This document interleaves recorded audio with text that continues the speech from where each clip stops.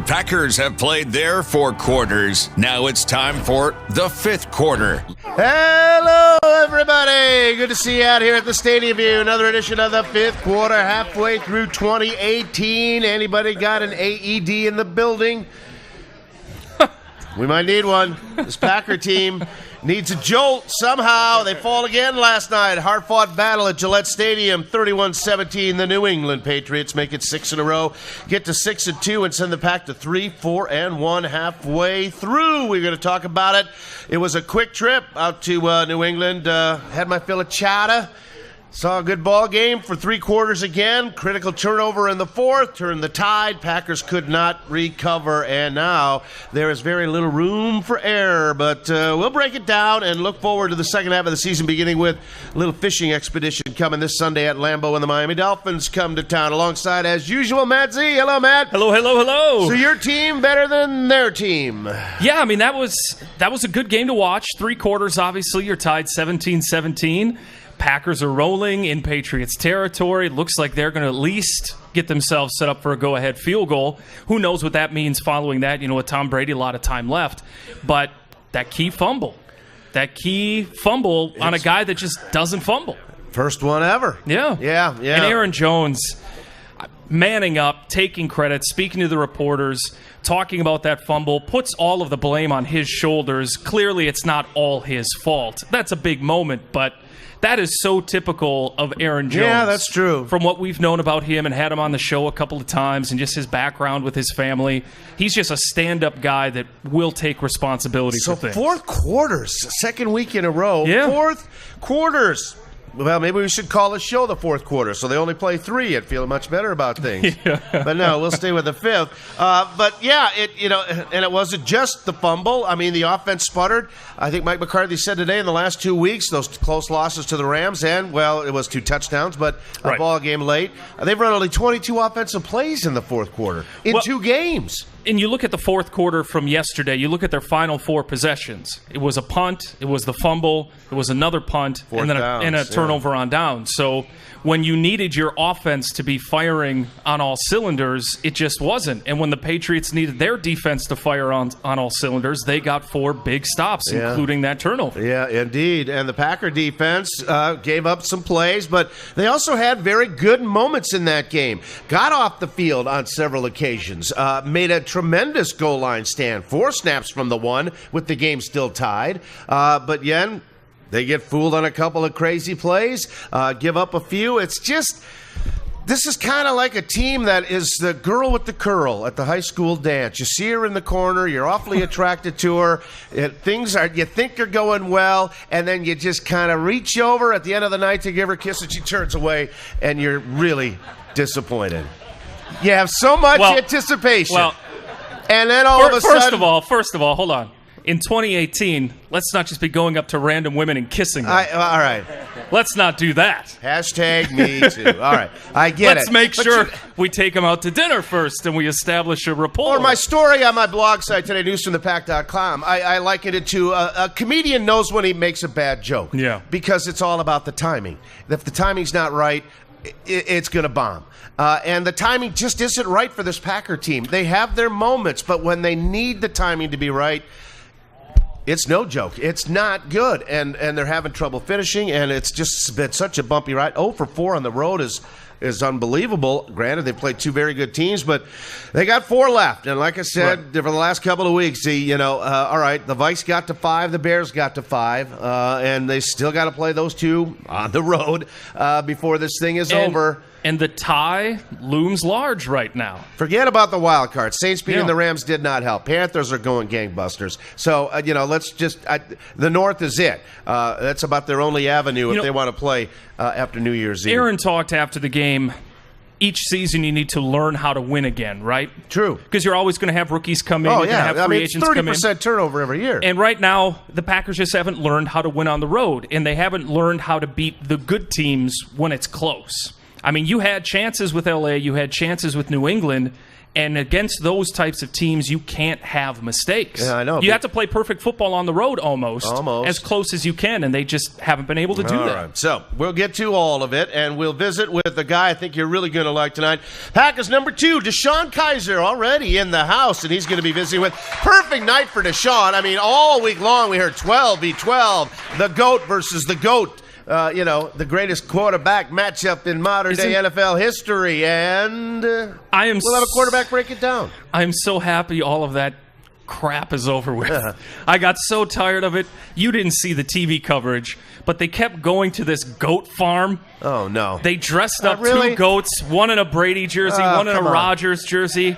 It was just, way too much. The midterms need to be done. And the GOAT versus GOAT need to be done. All right. Let's move forward. All right. But, yeah, still, when you think about the careers of those two, I mean, it is a rare, and it was only the second meeting, with a Packer-led Rodgers team and a Brady-led Patriots team, and probably will be the last. Isn't it funny, though?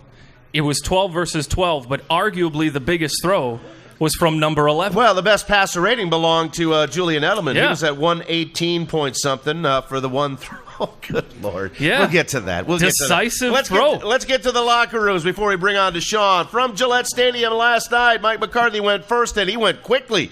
He answered only 4 questions, and the first was about the turning point fumble. Well, I mean, it's obviously a big play in the game. The score is, you asked the question. They're all on deadline. Really that was a turning point. They made the key plays at the end there, and we obviously did in the fourth quarter. So we need to be better. Gotta be better. Just a little bit better. And as we mentioned, it was the very first fumble of Aaron's young and still, promising career. The horrible. I mean, game that in that situation, that moment, and you fumble. It's tough. I mean, I don't know what else to say other than it's my mistake and I'll correct it. And I'm sure he will. And unlike last week's fumbler now in Baltimore, at least he stood there and he talked about it, and he owned it. There's no question. I give him credit for that. And he's a guy that deserves touches. I mean, he's a difference maker. You're seeing this week after week. He had a terrible day. 5.4 only per carry, down from his season average of 6.2, which, by the way, led the NFL going into that game last night. And amazing. It's not like he's got a bunch of 30 or 40-yard runs that are upping that average. They're all 4 to 8 or 10. He's very consistent. Yeah, he's a difference maker. Yeah, he is. Well, here's the hoodie, Bill Belichick on the win. Green Bay's a good football team. Talked all week about how difficult they are to prepare for, to play against, and they were. They certainly gave us a number of problems in a number of areas, but we battled through it. We were able to make enough plays. They made enough plays. And that's from the head coach that won the game. Yeah. That kind of excitement. That's Bill. You got insomnia. Listen to him. He'll put you to sleep. No kidding. Packers secondary in flux all week, really, since the HaHa trade 6 days ago. And then there were injuries. There were ejections. Josh Jones said it turned into musical chairs. I know, man. It's tough, man. It's hard to, for a defense to get in the rhythm, when guys are just, getting injured left and right. It's just tough. It was tough, that's for sure. A lot of guys played in a lot of different spots. Tramon Williams on the discouraging final 15 minutes. You can't give Tom the ball back in that circumstance. So I'm discouraged because of that. I felt we played well, got off the field a lot, and times that we did get off the field, we gave them more drives from penalties. And we can't have those things. That's what's hurting us right now. And we need to get that out of our game. Yes, they do. Yeah, some penalties again. Yeah, I mean, there was the running into the punter. That doesn't help. That was a rookie drooling, those types of situations. When he got through the line of scrimmage. Yeah, but I mean, New England comes out on fire, unstoppable with that pace. I got to tell you, that pace. I take notes every game. I don't know if you've ever seen my notebook, but I got a collection of. I could not even write down the yardage, the down. It was so fast. Yeah. It was so fast that no huddle that they came out with. Amazing. It really was, and then. Defense settled down. Patriots did some different pace all throughout the game. But, I mean, after that opening touchdown where it looked like the Patriots were just going to run wild on that defense, figured it out. It was 10 more points until the fourth quarter. Yeah, they figured it out. I agree. But, yeah, they got 10 plays off in 3 minutes to start that game. But on the Packers side, offensively, it's 8 weeks in now. And Aaron Rodgers knows there's something still missing. Yeah, the consistency. We're just we're not hitting on all cylinders. We're hurting ourselves with negative yardage plays and missed throws and turnovers at the wrong time and not being on the same page too many times. Whether I'm missing a throw or we're not in the spot I think we're going to be at, it's happening in the worst times. When we have to play our best in those crunch times, we haven't been playing our best. No, they haven't. Ballyhoo 12v12 matchup. One more for you, Z, before we go. That was won by Brady. All right, so it's one apiece in their careers. And he set another NFL record last night. Most career total yards from scrimmage. These are all team awards. I certainly can't throw it to myself. I've got so many great teammates, guys blocking, and coaches coaching, and this is a great team sport. So I just see those as all great team awards. He passed Peyton Manning, who had 79,000 something or other, and then on the 55-yard bomb to Gordon, that put him over 80,000 total yards of offense. 80,000. Think about that. Remember when 1,000-yard rushing was pretty good? Yeah. When you play as long as he has, and you get to the postseason and have those extra games every year. Still. Yeah, I mean, it's a lot of yards. Even Aaron Rodgers acknowledged the GOAT resides in Massachusetts. Yeah, I mean, if you play long enough and you have the sustained greatness that Thomas had, there's going to be a lot of records that go down. So he's had an incredible career, been the gold standard of quarterback for the better part of 2 decades, and he's a great player. He's a pretty good player. Pretty good player. Yeah. Patriots get it done. 31-17 at Gillette. We're just getting started. We welcome our listeners from Sheboygan and Wausau, our viewers everywhere on our Midwest Communication websites. We are live from the Stadium View. Stone's throw from Lembo. And what's going on over here these days, Z? Well, they always have great happy hours starting at 10 o'clock in the morning. That's always great over here at Stadium View. They have live music on Tuesdays. That's going to be indoors when the weather gets chilly. Then on game days, this is really the place to be. Live music outside. Refreshments are flowing. Great place to always come in pregame when you're talking about going to a Packers game. And you got a long pregame next week. Miami, don't forget, push back to 3:25. Yes, so come on over here to the View on Holmgren Way. It's going to be rowdy, that's for sure. When we come back, I've got a guy that's going to join the likes of these legendary backup quarterbacks that have appeared on this fifth quarter show. I didn't have time to write them all, but I think you'll remember some of these names. Ferragamo, Hasselbeck, Brunell, Detmer, Peterson, Keel, Zorn, Flynn, Bono, Wright, Null, Tolzien. Next up, it's the Golden Domer, DeShone Kizer, when we come back to the fifth quarter right after this. We now return you to the fifth quarter, live from the Stadium View Bar and Grill. Here are Mark Daniels and Matt Z. All right, welcome back, everybody. Well, yesterday wasn't a total wash. I got out to Cape Cod a little bit, did some sightseeing, had lunch in Hyannis, saw the Kennedy compound, and played a little touch football, like Jack and the guys did back in the day. And then I went out to the ballpark and didn't get any sleep overnight. You know how road games are on Sunday night games. So I get back on the plane today, and all got set to take the nap on my flight from Providence to Chicago, and there's a screaming baby behind me. So, I mean, literally screaming, top of the lungs. No nooks or things to stick in the kid's mouth to shut it up. So I endured. But anyway, got back home. How many times did you turn around and give dirty looks to the parents? I didn't do anything. I just endured. Yeah. I just endured. So, but anyway. That's a tough spot. I mean, what are you going to do with a crying It's infant? tough. So, got back in town, went over to the stadium, heard from Mike McCarthy. We'll hear some highlights from him on a couple of injury updates a little bit later on. And you guys must have been in meetings long because I didn't even get a chance to see you coming out before I came over here. And we're going to finish up the day with a guy I've been waiting to get on board here for a couple of weeks. Really like talking to him. He came to the Green Bay Packers in the middle of March in Brian Gutekunst deal that sent Demarius Randall and some picks getting swapped between Cleveland and Green Bay to bring DeShone Kizer in to be the backup quarterback. And then Brett Hundley was shipped to Seattle, and he is number 2. And I think he's going to be around here for a while. Ladies and gentlemen, please welcome the former Notre Dame Irish QB, DeShone Kizer, to the fifth quarter. Hello, DeShone. Thank you. How are you? Good. Yeah, how's life in Green Bay? It's good, simple. Starting to get cold. But for the most part, well, you're no stranger. You're an Ohio kid. No. I've been in the Midwest. I think the football gods like me here. Going from Toledo over to Notre Dame, went another hour and a half east to Cleveland, and now still in the Midwest. So you're a second-round pick with the Browns, and you're thrown into the fray in one of the really tough year without a W. What was that like? Interesting. Yeah. Interesting. While you're in this situation, it was You're just playing. You're just playing. You're trying to figure out what you can do differently to get that first win. And when you're playing for your first win, and instead of playing for the playoffs or playing for a long-term development, it can kind of skew the way you go about your week. And it kind of gave me some of the basis of the processes that you need to get to winning, which is nice. But it's on to winning now. It's on to championships. It's on to playoff runs. Very unique situation, but glad it's behind me. Looking forward to learning from those experiences and figuring out how to win when my numbers call. Well, you got my attention last December against these guys when you lit them up for 3 scores in a pretty competitive effort. I'm sitting on the sideline. We're going into the fourth quarter. Really?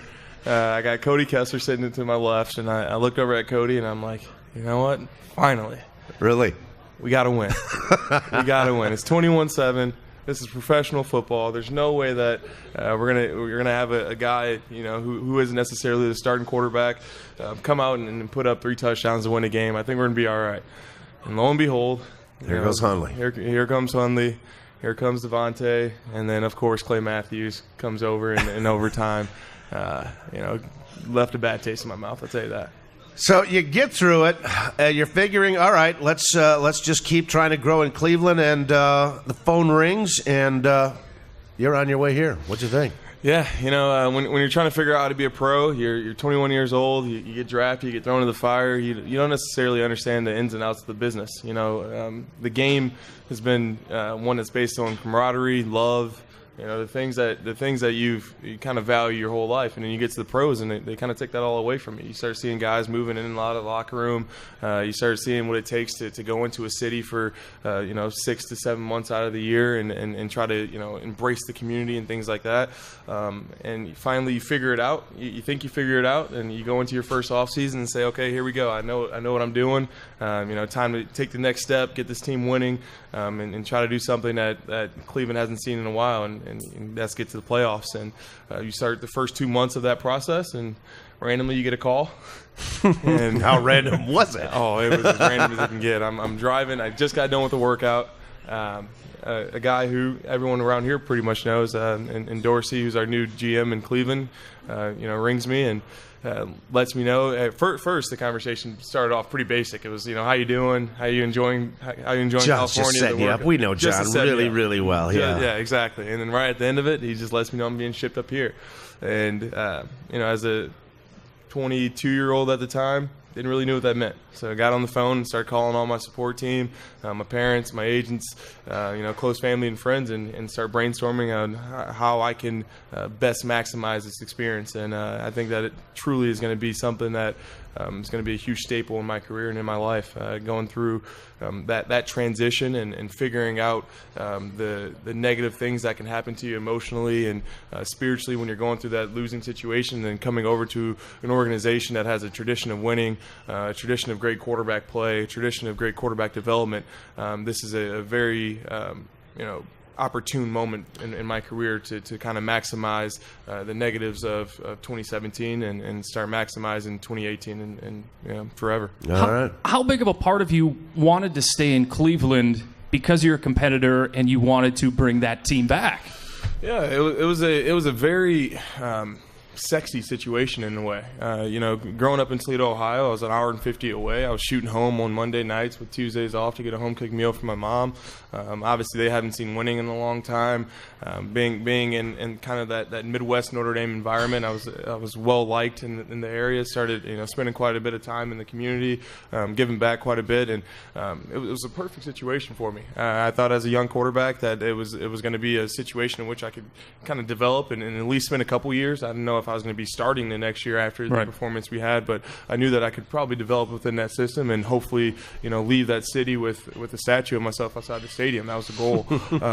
But obviously that was cut short, and that's where that whole mindset of being in a business kind of came in, where you got to understand that this is not necessarily the same game that you played growing up. It isn't about that camaraderie. It isn't about developing these deep relationships with your teammates. You gotta unfortunately take that mindset off of the team environment in the locker room and start focusing on yourself. And you still have those feelings. It still is about Karama, but you got to compartmentalize it now. Right, exactly. Exactly. You are a commodity. Yes, exactly. And you are an employee number. And that can be adjusted for many reasons. It's not necessarily always play, right. As you can see with Ha and and Ty in that situation last week. It isn't necessarily about your play. It's there's a lot that goes into it with finances and young guys and youth, and you can't control those things. All you can control is you getting better each day and trying to maximize the reps and opportunities that you get. You go from being a starter in Cleveland, you get traded here, you're a backup to a future Hall of Famer who's not going anywhere. What's that transition been like for you ego-wise, pride-wise? I mean, how humbling is that to go from a starter to, all right, now I get to watch and learn from Aaron Rodgers? All right, other than my redshirt year, my freshman year of college, when it comes to football, I play. Yeah, that's what I know. All I know is being out there and leading from up front. So this is a very unique situation in the sense that I had to learn how to be a backup. I had to learn what it took to be the best backup I can possibly be. And when you have a guy who is good and future Hall of Famer in Aaron Rodgers, the last thing you want to do is step on anyone's toes. You want to make sure that everything you're doing is for the greater good of him having another MVP year and getting us to a Super Bowl. So I had to kind of reset my mentality. In Cleveland, I knew that there was a direct correlation between how well I played and our record. Here, there is no direct correlation on how well I practice and how we win because I don't play on Sundays, until my number's called. If Aaron, God forbid, went down, but. With that being said, I had to kind of realize that my emphasis and my development needs to be on understanding the game from a macro level so that I can, help the young guys in the receiving room, understand some of the protection changes that are going to have to be, adjusted throughout the game. And then on top of that, understand how Aaron goes about his process so that I can do whatever it takes week to week, game to game, rep to rep to help him in whatever way he needs me. Talk about during the week as a backup what your responsibilities are. How do you get Aaron better prepared? How do you get the receivers better prepared? Talk about what your week is like. Yeah, so we're sitting right here. We're sitting on Monday. This is where you're going to go back and you're going to reflect on the game from before. So I go back and I watch all the film from the Patriots game. Go back and look at my notes, kind of figure out where I could have done what I could have done different, and maybe understanding some of the adjustments they're going to make and try to predict those to try to hopefully give a couple more tips here and there to Aaron. But now we move on. You put that behind you. You get into Tuesday, and you start preparing like a starter in a way on Tuesday and Wednesday. You go in. You're trying to get your basis of the defense. You're trying to find the tendencies of the defensive coordinator, understand the strengths and weaknesses of the corners and safeties, understand how the fronts kind of relate to the defense that's going to be played, just as if I was going to play. And then from there it becomes, okay, how does our game plan that we receive on Wednesday morning kind of go with the notes that I had? See where the differences are, try to understand those differences so that when I'm communicating to my teammates, I'm communicating the same way that everyone else is. And then it becomes, how is Aaron going to affect that game plan? What are his adjustments in the game? How does he think? How does he see that game plan so that when he's out there making those adjustments, and if I have to go out and practice on Wednesday, or if I have to step out there, that I'm saying the same things that he's saying in the same way. So there's a kind of a seamless transition. The last thing you want as a backup quarterback is if a guy goes down, all of a sudden you have to flip the play sheet over and run a completely different offense. Right. It's on me to make sure that I understand exactly what Aaron's doing. Yeah, and you've been practicing a lot. As Aaron's been going through this knee thing, you had a lot of Wednesdays. I have. I've had every Wednesday since week one. Yeah, and it's been a truly a unbelievable experience. Obviously walking into a situation in which you really don't know how teams are going to practice. You really don't know how, this organization goes about practice, and you're trying to just go out there and lead as if you're the guy. But also understanding that arguably the greatest quarterback of all time is sitting in, the rehab room ready to come back out the next day. So once again, you have to change your mindset. For a guy who's as competitive as myself, who's been a starter his whole life playing football, I got to make sure that I'm doing things the way Aaron would do them, not the way that I see them. Because obviously it's about preparing the team for the opportunity in front of them on Sunday, and that's with 12 back there, so let me do those things. So did you have the moment with the Bears? I did. I mean, it's opening day. And It is. That's my career, though. That's my career. You talked about that. I remember. Yeah, my mom called me up that morning, and it was like, hey, I have this gut feeling that you're going to be playing today. I was like, you know what, Mom, I feel the same as that. Really? Play. And I went back through weird. went back through that game plan over again, just because there's something about this game that it's always put me into positions where I'm going to be thrown out there. You walk into a situation in which you have Brock Osweiler, who just got signed this big contract. You think you're going to have some time to sit behind him, and then all of a sudden, through preseason game 2, you're already the starter. Right. You come over here, and you're starting to figure out, all right, let me figure out what this backup game's like. Let me go see Aaron play, and then in week 1, right away, against a divisional opponent under the lights, you get thrown out there, and that's that just goes to show that you got to be ready at all times. And in this game and in this league, at any point in time, your number's going to be called, and you got to be able to perform. And if you can't perform in those moments, you will be out of this league quicker than you could ever think. Good point. All right, we're going to take a break. We're going to take a look back and have a quarterback, break down the quarterbacks from last night a little bit. DeShone Kizer, our guest tonight. Don't go away. We're coming back with a little bit more of the 5th quarter, and we'll look for a hot play winner when we return right after this. Live from the Stadium View Bar and Grill, here are Mark Daniels and Matt Z.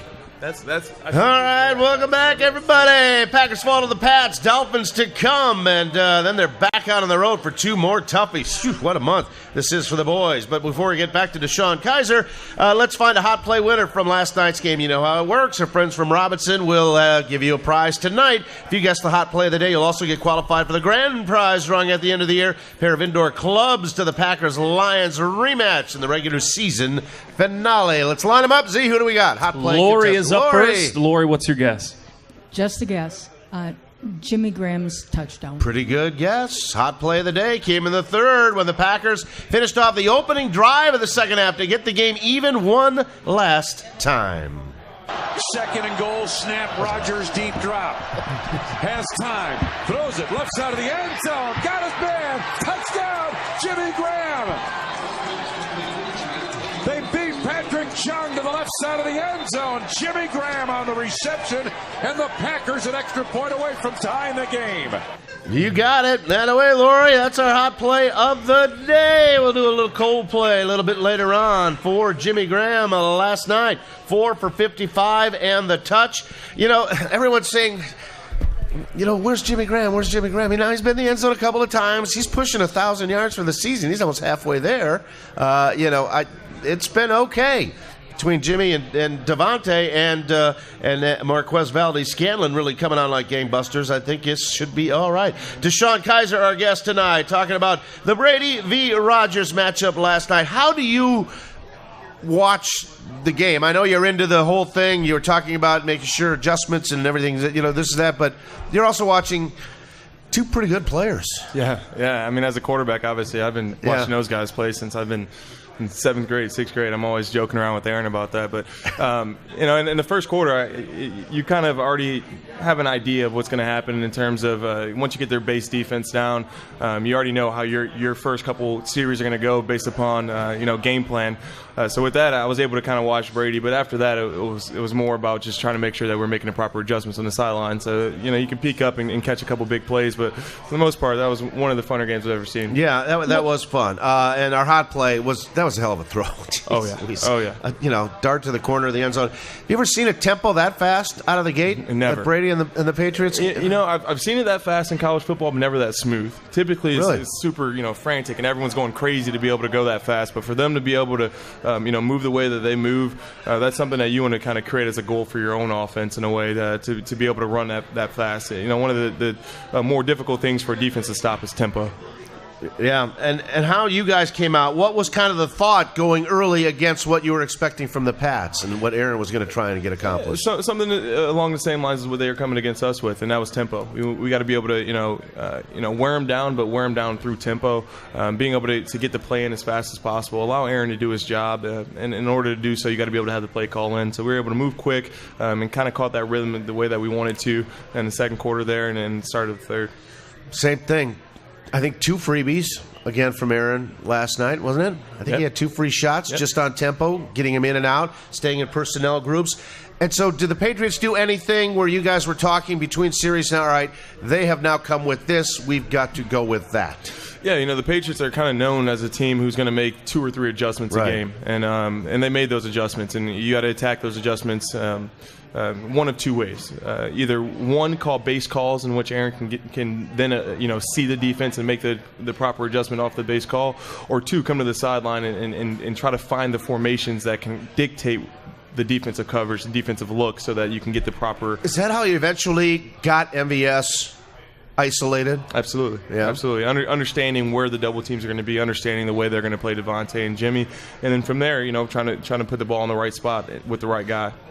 He still was moaning about the fact he had more opportunities with Devontae, the guy that New England really focused on taking away. Absolutely. That's one of the internal battles as a QB is when you have a star in Devontae Adams, and I've never played with that, but just seeing the way we're going about it, when you have a star out there who's very difficult to guard, how are they going to play him? And typically it's going to be with 2 guys, but when they're putting 2 guys on them, how are they playing with those 2 guys? Is it someone who's pressed with the guy over the top, or are they playing with soft leverage? I saw a little bit of both, yeah. And there was. And we just got to make sure moving forward, it's going to be an emphasis in making sure that we're seeing that and understanding access. And that's one of my jobs on the sideline, too, is to be able to communicate that with Aaron, saying, okay, yeah, there's 2 guys over there, but here's a route tree that we can still use to still get the ball in our playmakers' hands. Oh, that's interesting stuff. Z? Yeah, talk a little bit more about what your role is on the sideline as the number 1 backup on a game day. What are you responsible for? What are you looking for?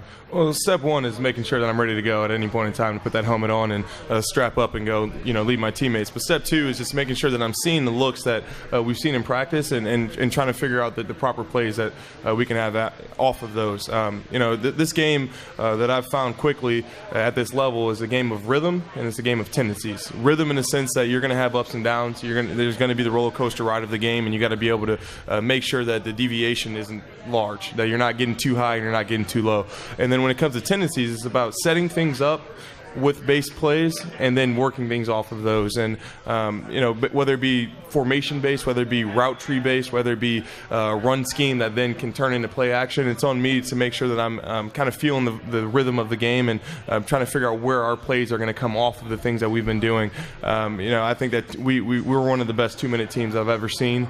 Obviously, that has a lot to do with Aaron and his accuracy and his playmaking ability, but it also has a lot to do with the conversations that Aaron has with the guys on the sideline. And I think that's where I've been able to find my comfort zone, is being able to figure out those formations, figure out those plays, and how we can make those adjustments when Aaron's calling it himself in 2 minutes.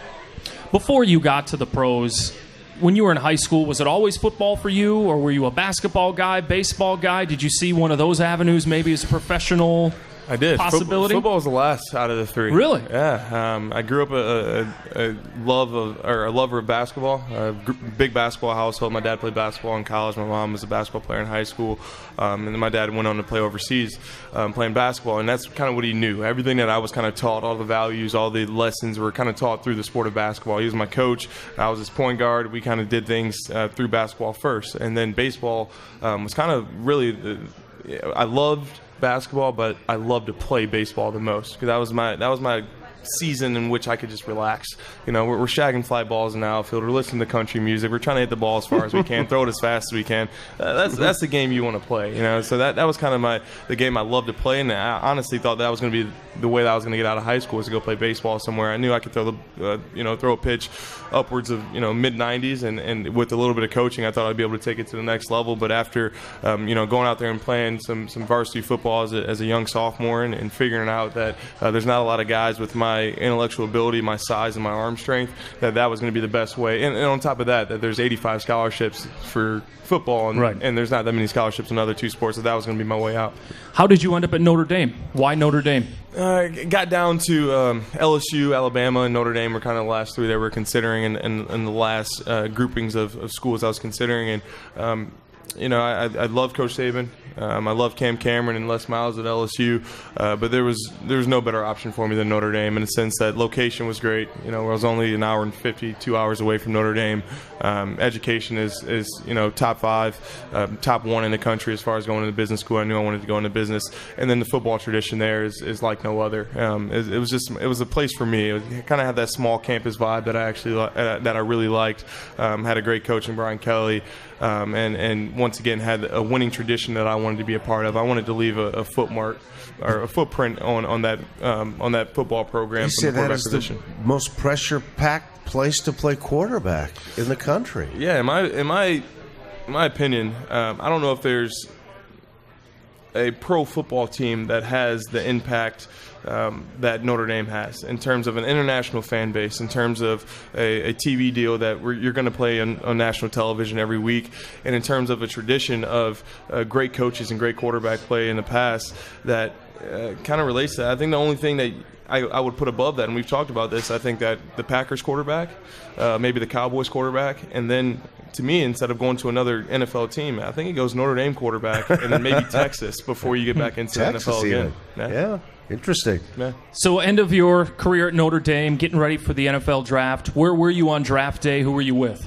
I went over to Philly on draft day. I got invited to go over there. Knew there was a chance I was going to go in the first round. Understood that there was going to be a second round opportunity, but really felt in my heart that I'd end up in the first round somewhere to a team. Obviously, and kind of felt the defeat of not going in the first round and sitting in that green room for a while. But was in Philly. Had a great experience for my family. Going through with some of the best football players in the world, sitting there next to you. Some great friends that I was able to make throughout that draft process. Guys that I've been going to camps with for forever who are sitting there with you. You kind of create a football family, and I was able to experience that with all those guys. I had a pretty rough evening not going to that first round, but then got back home actually on the second day and was able to really enjoy that draft experience with a lot of my close family and friends, which really kind of got the two pieces to the puzzle with the full Philly experience and being back there and seeing all of that while also getting drafted next to the people that I love. Neat. Well, you had something to talk about with Aaron right away when you got here. Sitting around all day for the draft. Right. Oh yeah. But he still went, 20 picks above me. Yeah. Do you remember your emotions? What was going through your head when you got the call? It was Cleveland. Yeah, I was excited.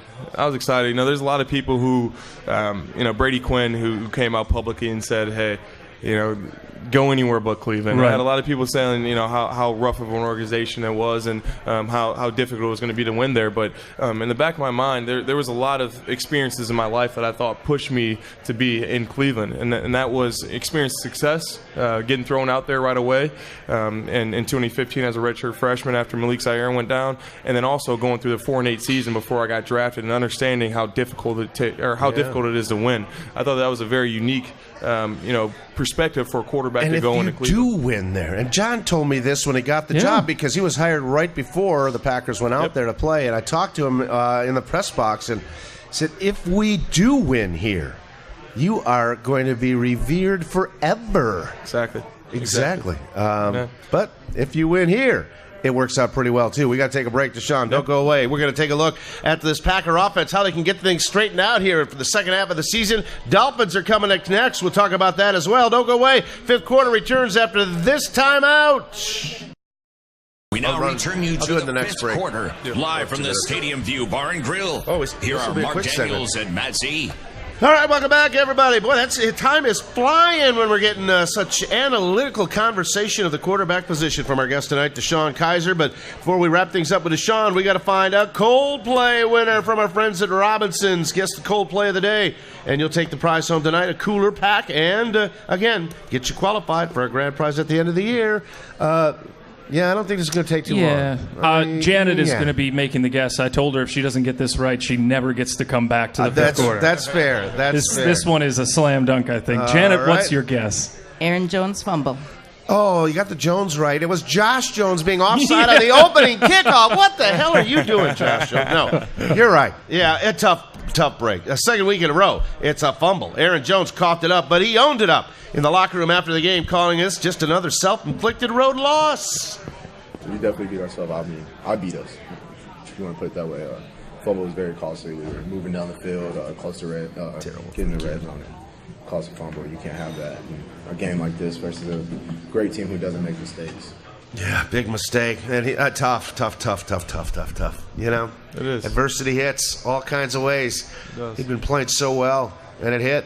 And he's right. Against the good teams, you're finding out any mistake, especially on the road.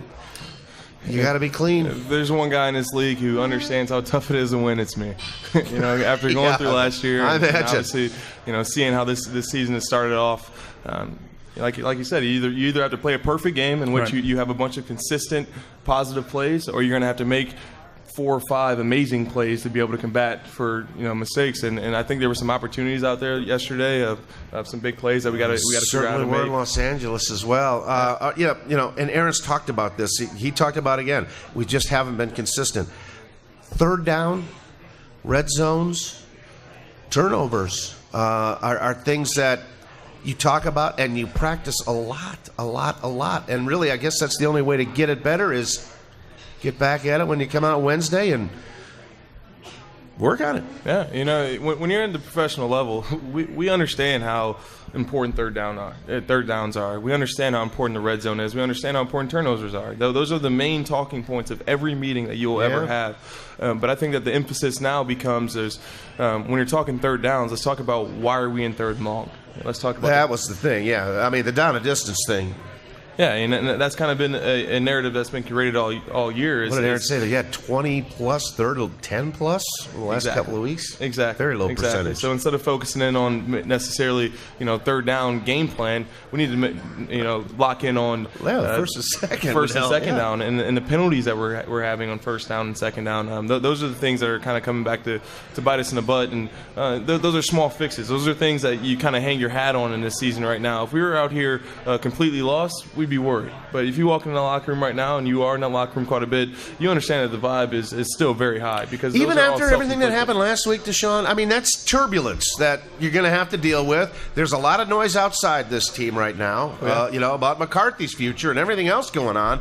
But that can kind of just help seal it and kind of create that incubator that you need to stay amongst yourselves and get this thing figured out and get it right. Exactly. When you lose games off of beating yourself and self-inflicted wounds, that's the thing that keeps you going into the next week, because now it becomes an accountability thing. It becomes a situation in which you have to look yourself in the mirror and figure out what it takes for you to just execute your job. The game plans are great.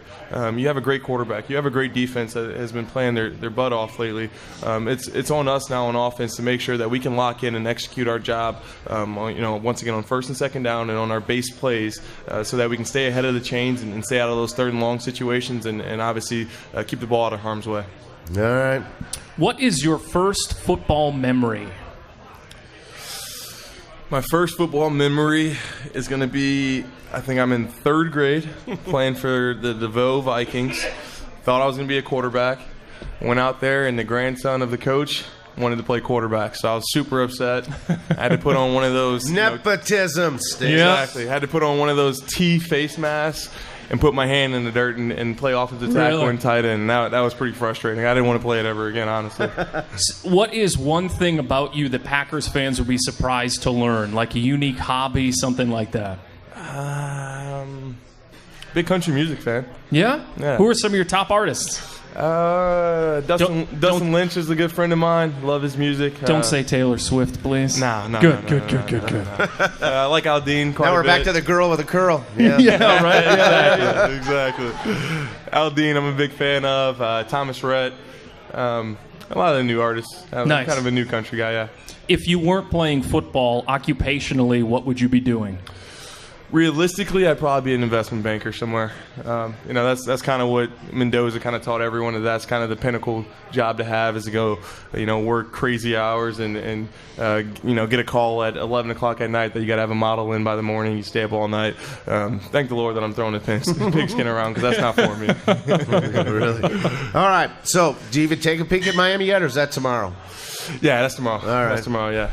Well, one more AFC East team, an unfamiliar opponent. There will be a lot of things you're going to have to really kind of. This isn't like a division team or not Notre Dame didn't have a conference, but, regulars like you would see on your schedule.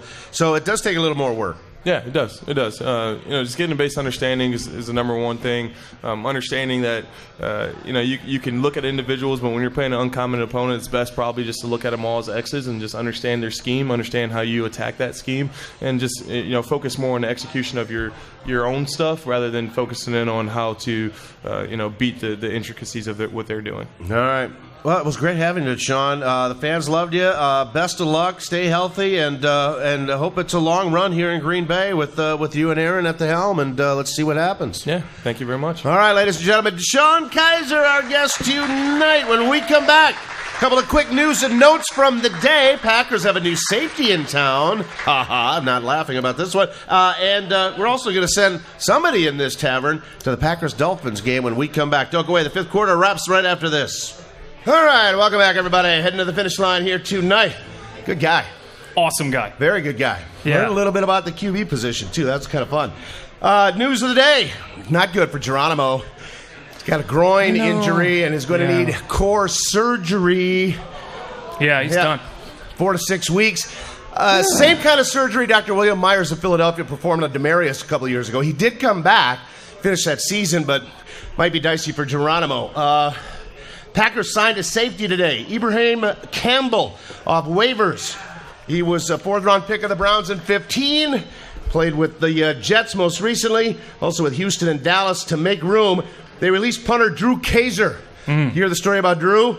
Signed on Saturday because J.K. Scott's wife's expecting any minute. Yeah. He's just in case. Packers even had a private plane for J.K. to go home from Boston if the water broke. Right. It didn't. So, Kizer, signed by the Packers, never put on a uniform, spent a weekend in New England. Why not? Not bad. All Free right. plane ticket. Okay, so that'll do it. We're going to send somebody to the Packers v. Dolphins. Who's going to go to the ball game? Larry L. Larry L. Hey, Larry's going to the ball game from our friends at Robinson's. Thank you, gentlemen and ladies. Next week, Miami, don't forget 3:25 that kicks off. Yes. They somehow flex this one to the doubleheader slot.